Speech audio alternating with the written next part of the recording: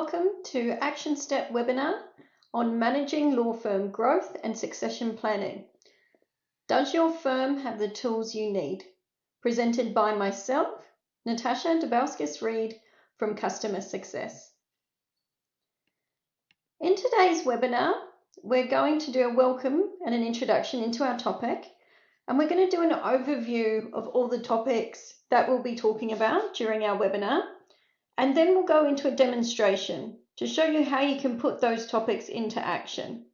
And then we'll have a conclusion. So everyone, welcome to this webinar. And really today this webinar is about how we can use Action Step to put practices in place that will assist us in growing our law firm. So we've all heard of automation, and we have the tools in Action Step to automate our processes in order to help us teach new staff and have them work the way that we want them to. So Action Step is a fully customizable system, allowing you to build the tools you need to manage sustainable long-term growth. This webinar will demonstrate some useful tips, including how to use workflow, contacts, tasks, document templates, that will allow you to build automations that allow for growth within your firm.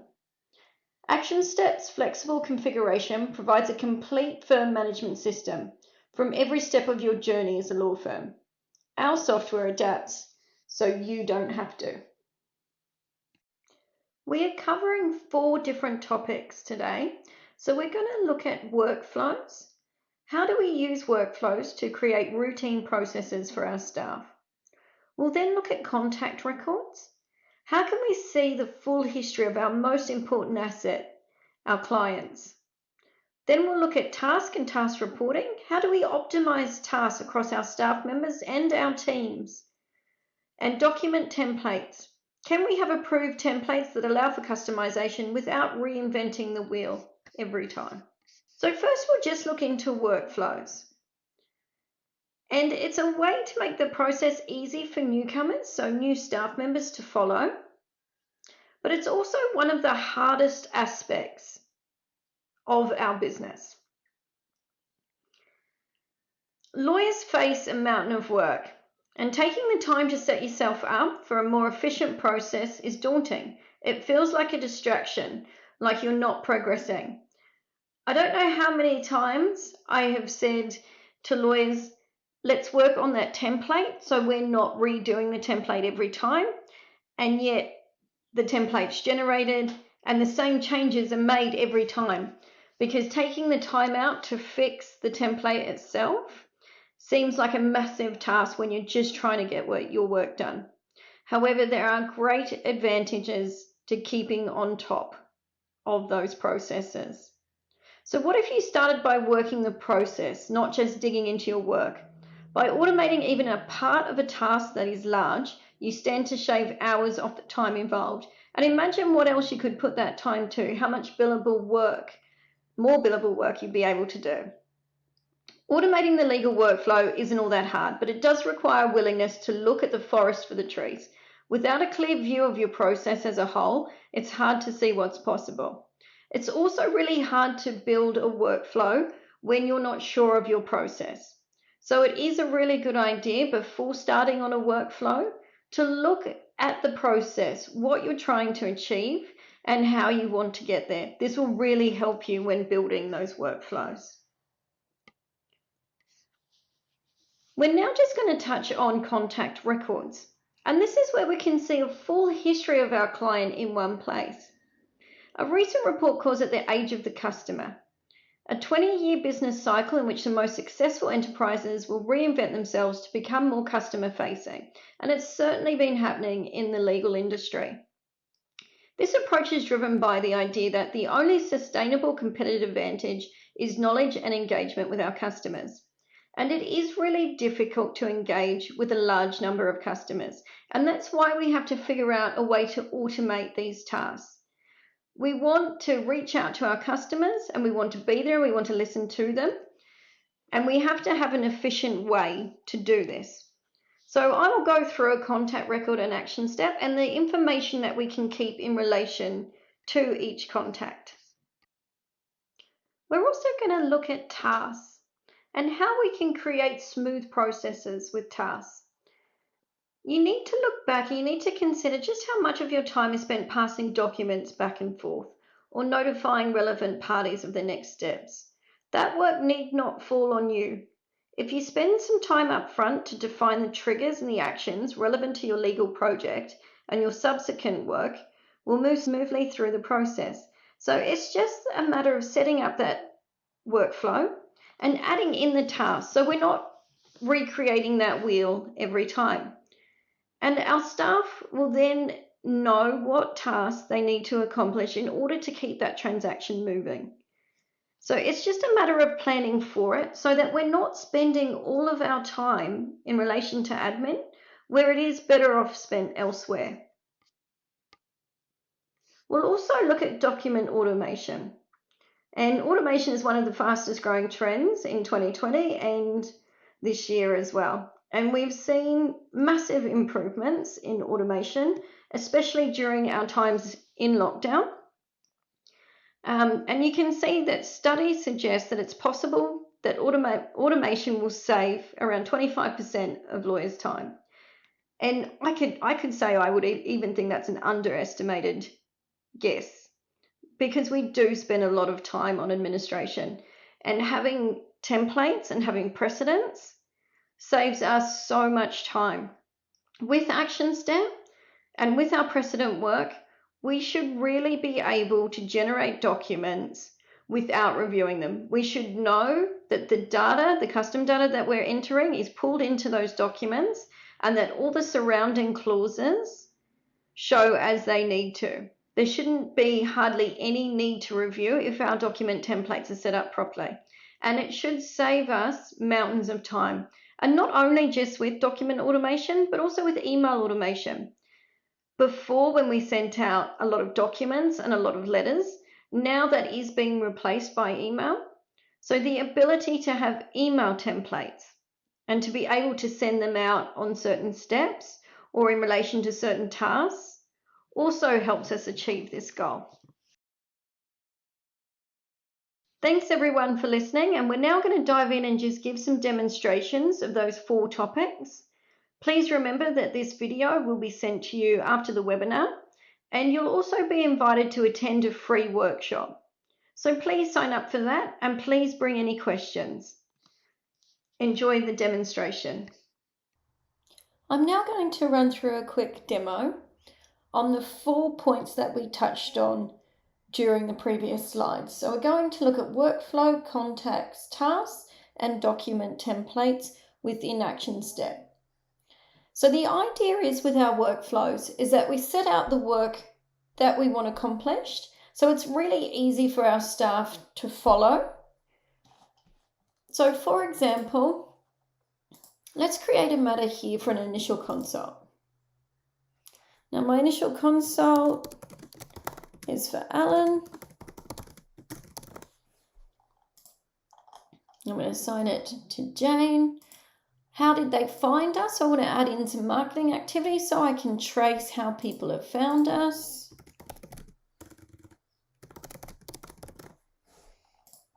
I'm going to add in a trust account now, so I don't have to do it later.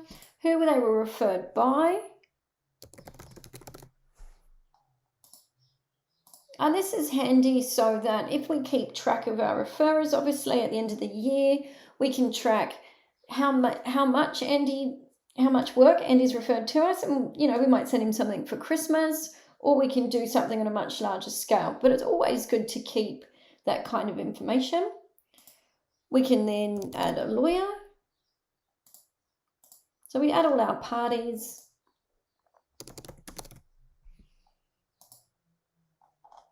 And details about the inquiry.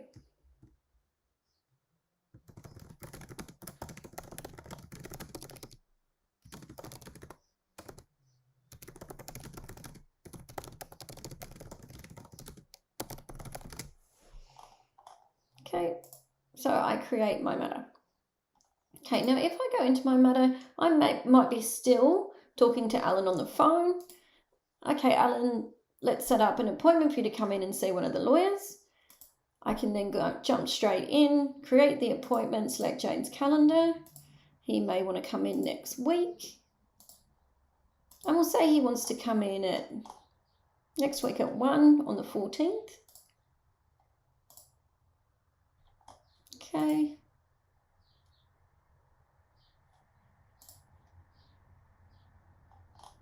Now this will send an email to the client, just letting them know about the initial consultation. Now everything's already been done. It's pulling all the merge fields. I don't have to recreate this email. Everyone that goes out from this workflow will be the same. So I'm pretty much directing my employee here on what their next steps are. We need to add our paralegal.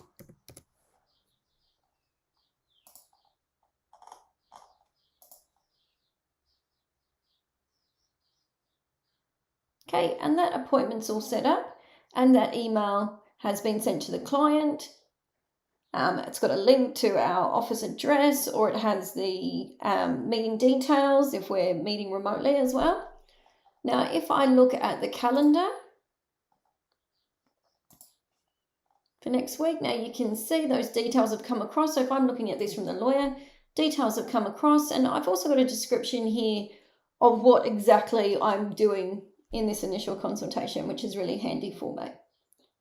Now, all of that was automated.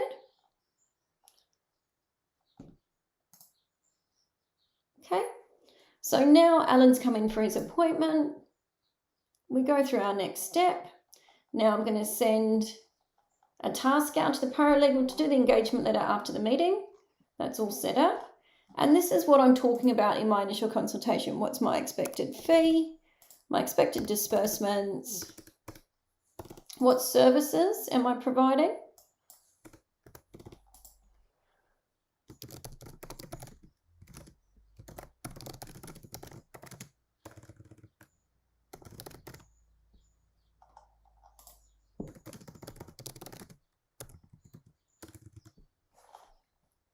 Okay. So my task has gone out. And also all of the data that I want in that engagement letter, I have just done in my initial consult. So when that task goes over to my paralegal, she can go straight to the task. She can generate those documents, and we have an email template that can be sent straight out to the client. The paralegal can then come in and can put whether they're engaged or not proceeding, and can deal with the rest of the matter themselves if they're not proceeding. If they are engaged, then we can relate this matter and put it into a conveyancing matter and assign it to the lawyer. And there's all different alerts we can set up along the way as well. So this workflow really directs your employees on what work you want done on each step. Also, when I generate that engagement letter, all of them again are the same. I put all the information that I want in there. And so we can always have that uniform engagement letter going out every single time.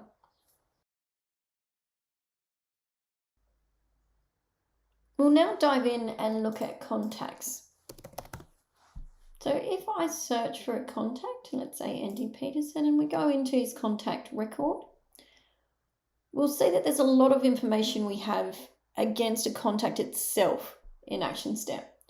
So first of all, if we edit our actual contact record, this is where we can put in titles and names and everything we'd associate with someone. So our occupation, date of birth, everything is pretty self-explanatory.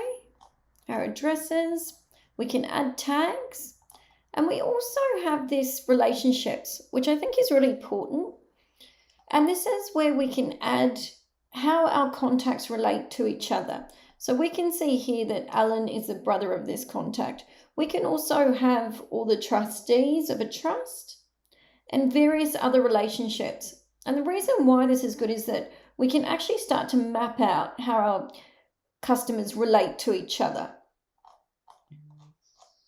Now, when I look at our other tabs here, we can see that we have an overview tab, which gives us an overview about our client, what their matters are, their related contacts, and any custom data.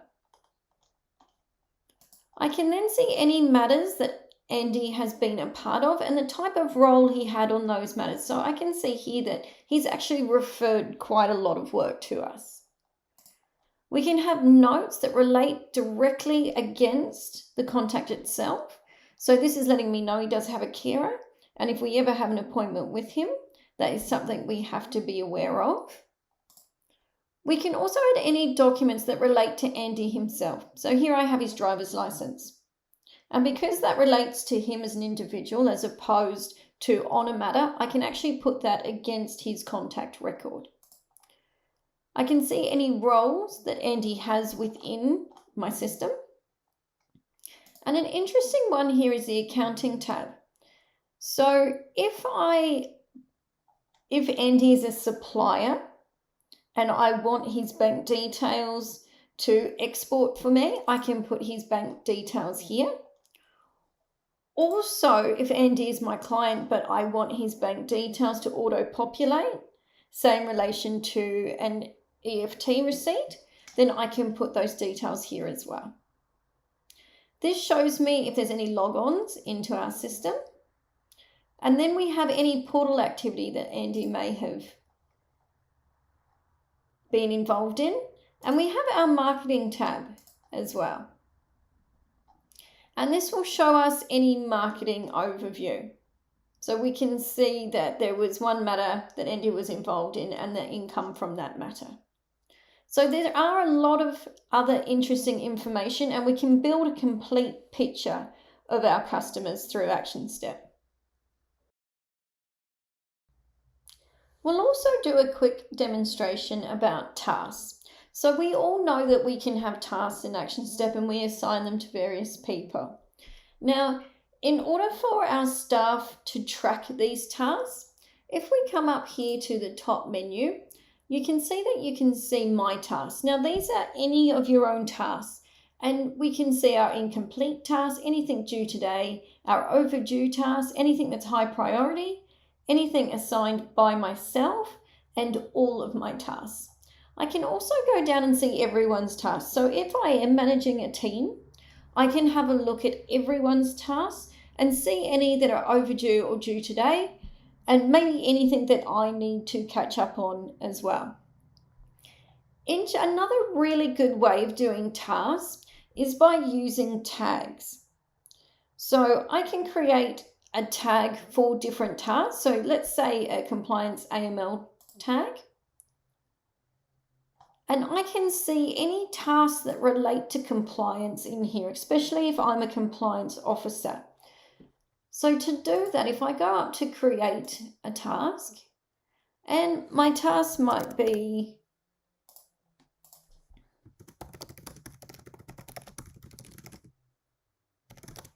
okay, and this may have to do with my AML compliance. So I can tag that task and hit save, and it will appear on my list here. Now, another really interesting way to use tasks is if we have teams. So we could have an admin team of say 3 or 4 people, and we want them all to work across any admin tasks that any lawyer sets. So once again, if I'm creating a task, and that task might be to just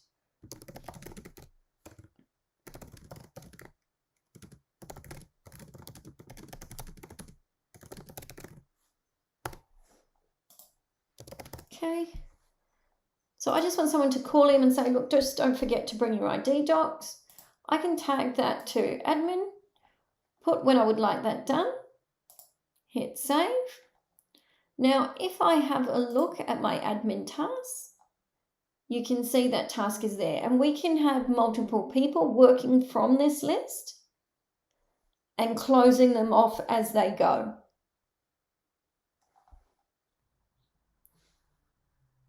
Full automation and creating the tools that we need also come from our document templates, and it's probably one of the most time-saving aspects and features that we can use of Action Step. And our documents should be laid out so that we have our merge fields, which may change. So say, for example, with our engagement letter, there's various fields in that engagement letter which will change, which may be the work that's involved and the fee estimate. Other than that, everything surrounding that will be the same. So our template is made up of those two things. And as long as we're entering that data into Action Step, our letter surrounding that will always be the same. So we don't have to worry about what is sent out. We can get our staff to prepare these letters, and they should be set out exactly how we like them, because that's how we've set up our template. So in this example here, I've just generated an engagement letter for Alan Scott, which is here. And I can also generate terms and conditions. Now, our terms and conditions shouldn't change. So if I generate this document, I can generate it as a PDF ready to go. It's something that really doesn't even have to be read, as long as somebody has created that template successfully. So our email templates are fantastic and should be able to be sent out straight to the client if they're set up properly. And then we can also set up email templates to go along with them, so that we know exactly what's being sent out to our customers at all time, and we're not recreating the wheel every time we're creating a new transaction.